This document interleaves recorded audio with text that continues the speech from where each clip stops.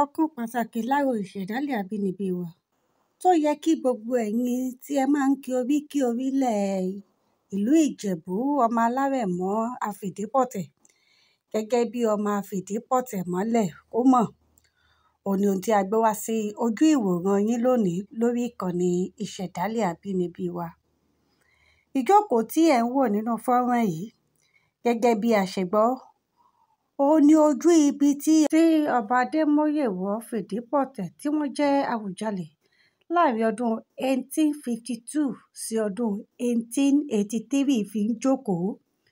Ní ìgbà náà, gbogbo àsìkò tí kábíyèsí ọba Ademoyewo Fidipote tí wọ́n ń gbéṣẹ̀ ní ọdún 1885, ilẹ̀ gbayawu sì ní gbogbo àwọn àárín yìí. Nígbà táwọn àgbà wá kíyèsí wípé ojú ti ń là, àwọn èèyàn ti ń kọ́lé mọ́ gbogbo ibi tí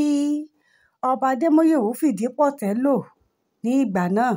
ni wọ́n fi wá gbé ìgbésẹ̀ akin ní ọjọ́ 13 oṣù kẹwàá ọdún 1932 láti fi kankéré mọ ojú àmì ibi tí Alayeluwa Fidipote ti máa ń jókòó kí àwọn ọmọdé ó lè mọ̀ nípa rẹ̀.